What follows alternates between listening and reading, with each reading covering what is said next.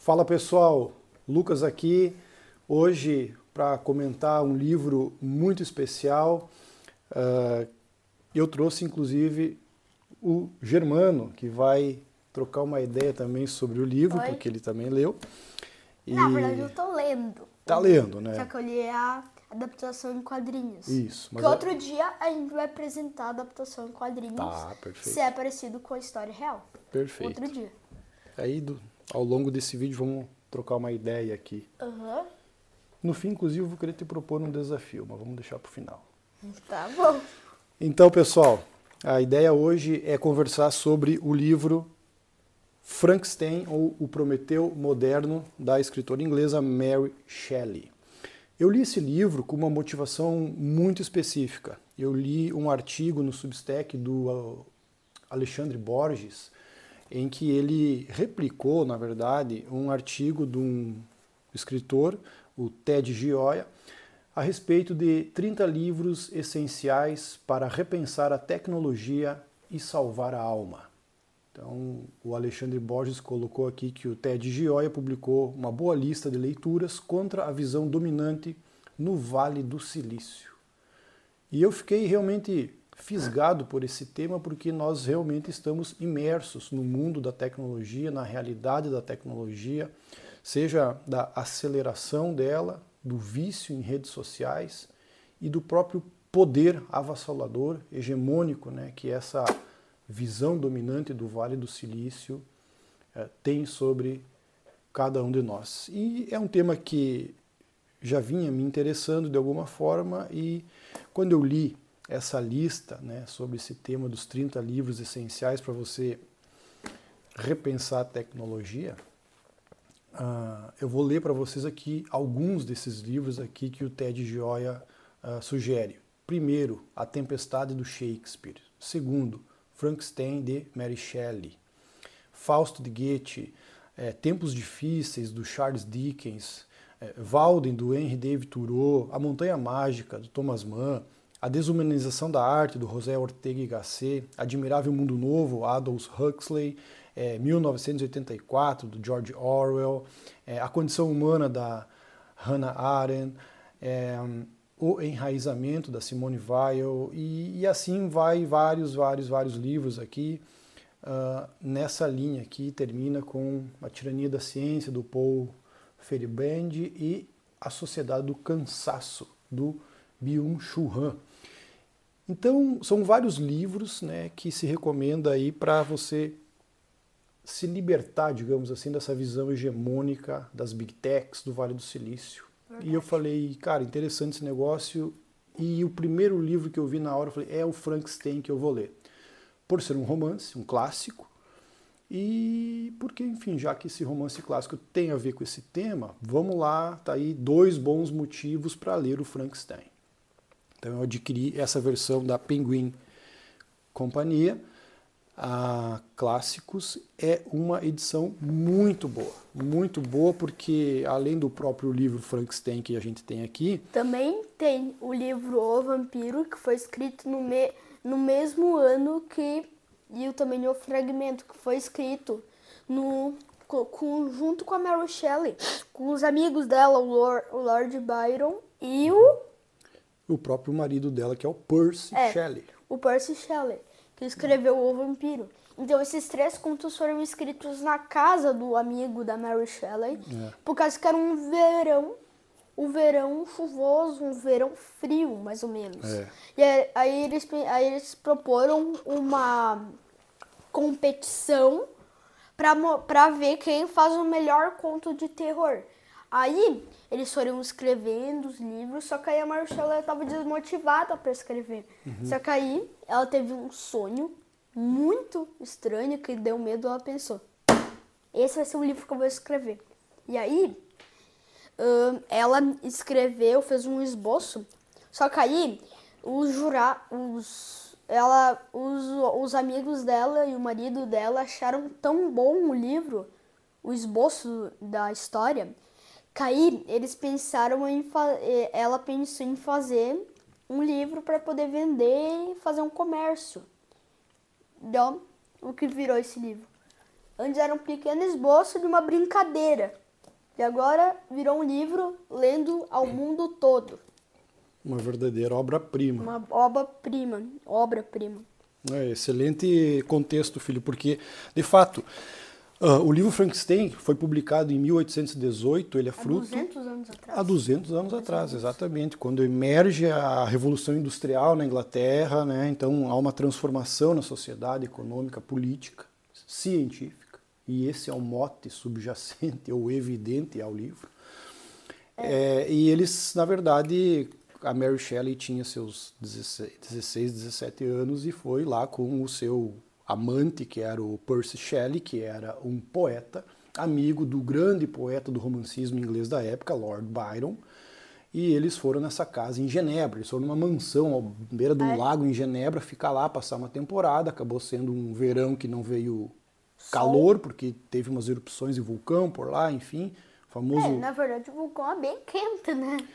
Mas ele gerou um fenômeno atmosférico. A fumaça do vulcão era tão preta que cobriu o sol, mais ou menos. Houve um lance e aí assim. não teve calor. E chuva, eles acabaram ficando encalacrados dentro de casa. E Aí, como eles eram escritores, poetas, estavam lendo livros lá, né? E conversando. Surgiu a ideia do concurso que o Lord Byron propôs para eles, galera, vamos cada um escrever uma história aqui de terror, tem que ser de horror, e vamos ver o que sai aí. Bom, esse é o contexto.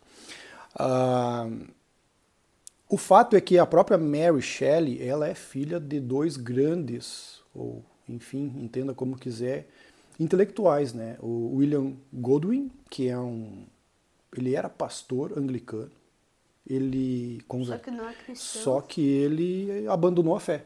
Ele se tornou ateu e revolucionário e anarquista e socialista, anarquista. E a mãe, que era machista. Não, ao contrário. Não, feminista. A mãe era também uma devassa, a mãe dele, a Mary Wollstonecraft. Ela era uma verdadeira devassa e tinha esse relacionamento aberto com o próprio William Godwin, etc. e tal. E do casamento dos dois, a propósito, ambos libertários, anarquistas, contra o casamento, contra as tradições, as religiões, a propriedade, a moral, paradoxalmente, né, contraditoriamente, se casaram. Mas, enfim, são, né, as contradições do mundo real.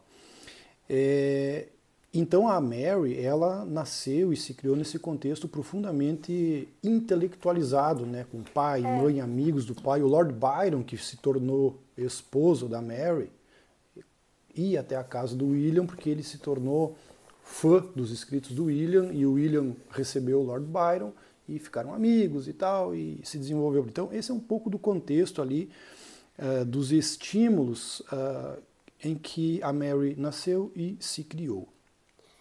E aí agora, para falar sobre o livro que faz o que, como é que eu posso dizer, o que a tecnologia, que não dá, esse livro, e o livro do Frankenstein, o Prometeu Moderno, quer dizer quer dizer o que acontece quando a tecnologia vai muito além, que é a história do Victor, que ele era um cientista ele foi para a faculdade, né? Ele foi para a faculdade. Ele ficou fascinado pelo conhecimento da época. Por causa que, tipo, 1700 começaram, surgiu a energia elétrica, as lâmpadas, essas coisas. Foi o começo da energia, da eletricidade.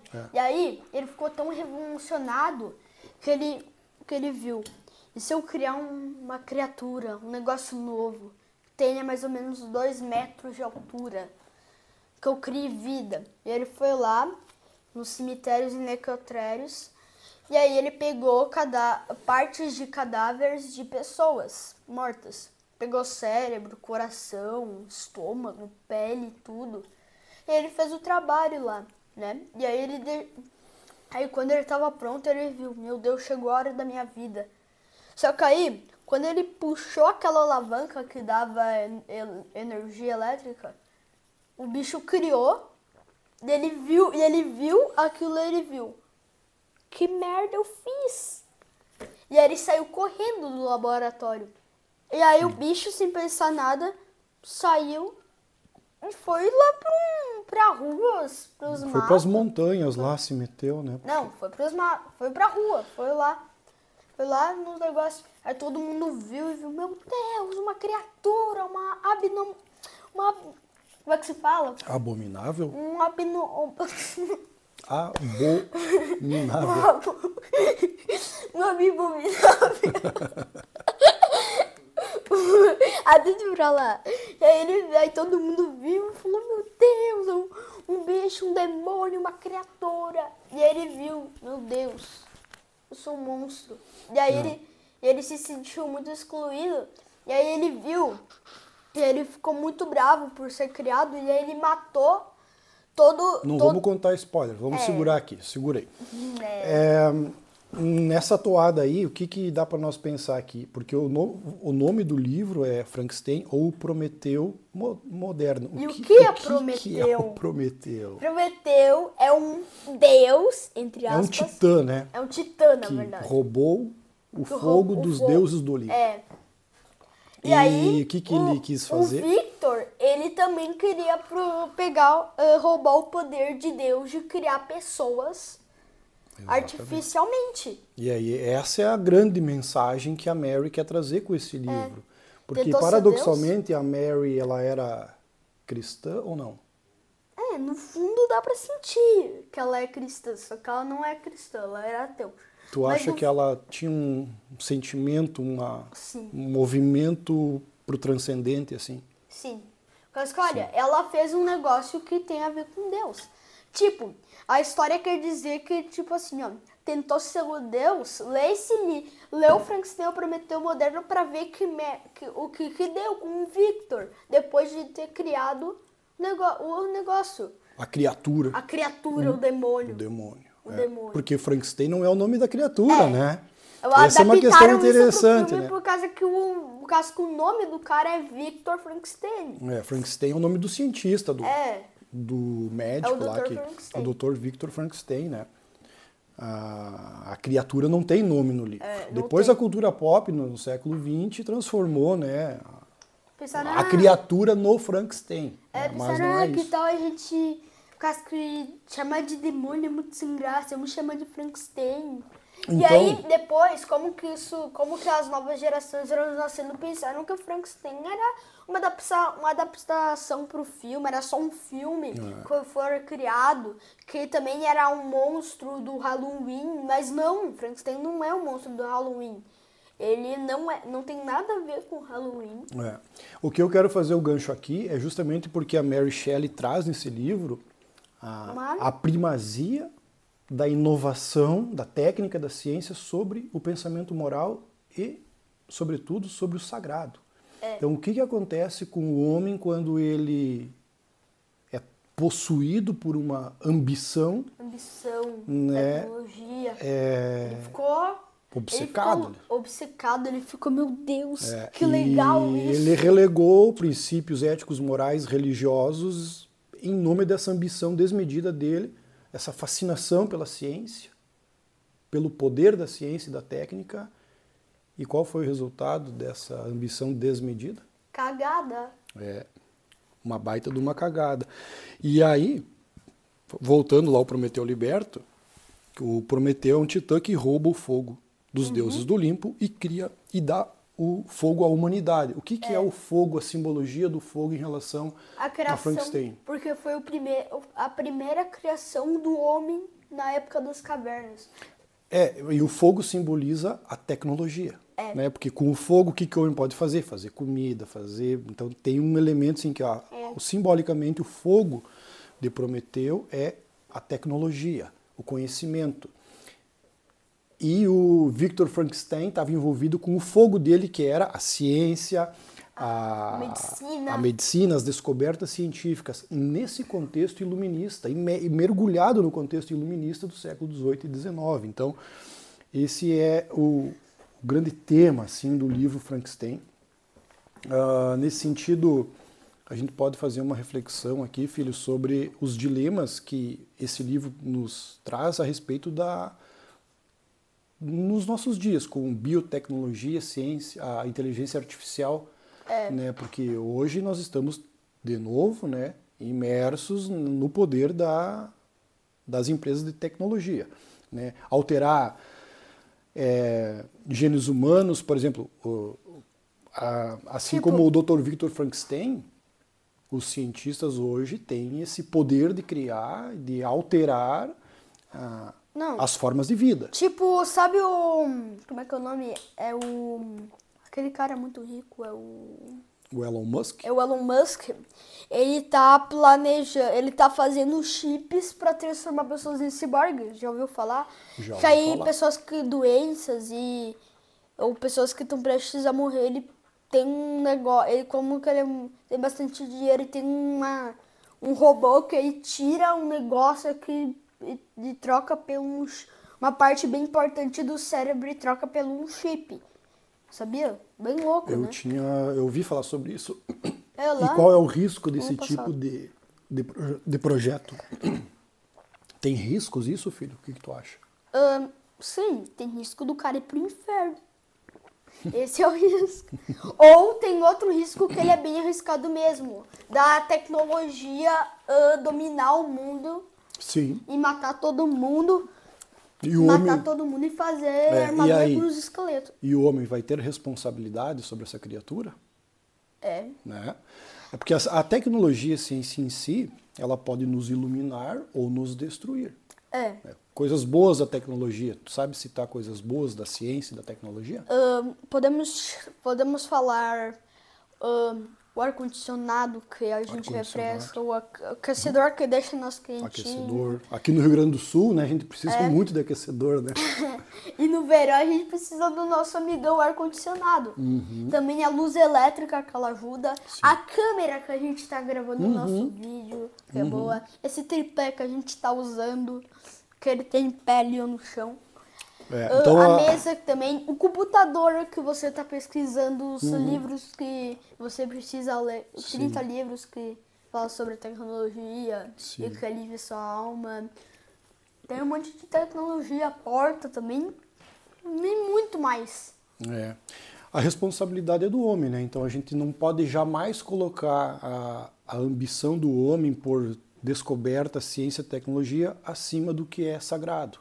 Esse foi o grande equívoco do Dr. Victor, né? Ele ficou obcecado com aquilo. Então, essa questão está presente hoje em dia de forma ainda mais intensa do que há 200 anos atrás. Eu acho que essa é a grande reflexão que a gente pode trazer. O livro foi realmente Eu li o livro em 3 ou 4 dias, assim, eu mergulhei nesse livro, motivado por esses temas aqui. Eu não imaginava que o livro fosse muito a ver com isso, porque eu não tinha conhecimento nenhum, né? Então, graças ao Alexandre Borges aqui, que publicou essa lista de 30 livros para você se libertar dessa hegemonia do Vale do Silício, foi muito bom. Eu não poderia deixar de mencionar aqui um ensaio espetacular sobre esse tema, que é o ensaio do... O que, filho? Vai ter o desafio, que é o ensaio do Martim Vázquez da Cunha, O Monopólio do Espírito, que ele fala justamente sobre o Vale do Silício. Ele tem outro ensaio nessa toada, que é O Santo da Inovação. É um ensaio de umas 40 páginas que ele fala sobre nada mais, nada menos que Steve Jobs. Então o Martim tem escrito ensaios a respeito dessa questão da tecnologia na cauda do livro dele, Crise e Utopia. Esta ambição tecnológica do Vale do Silício, em que medida isso está ligado com a mentalidade utópica de transformar a natureza humana? Essa é a questão que o Martim investiga, examina nesses ensaios magníficos. Eu vou deixar o link aqui na descrição do vídeo para vocês lerem esses ensaios do Martim, que é espetacular.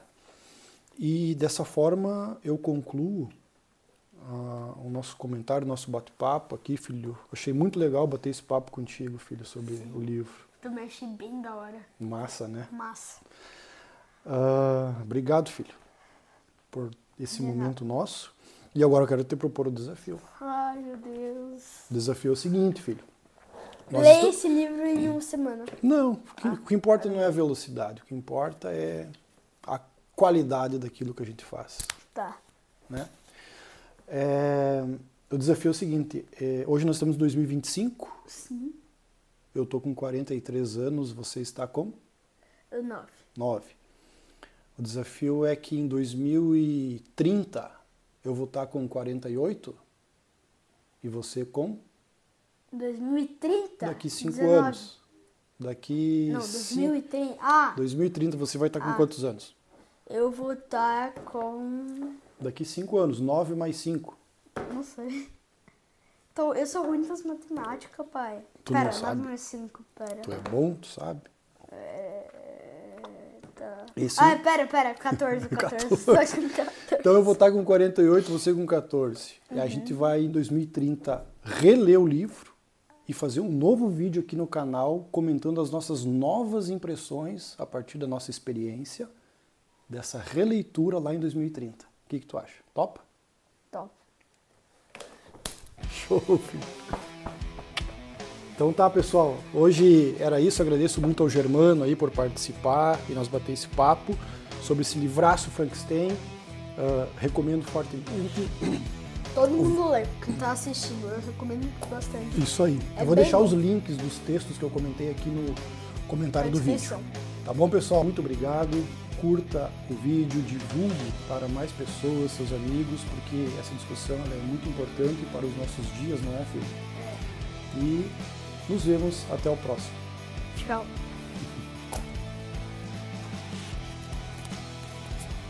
Valeu, filho. Ficou show.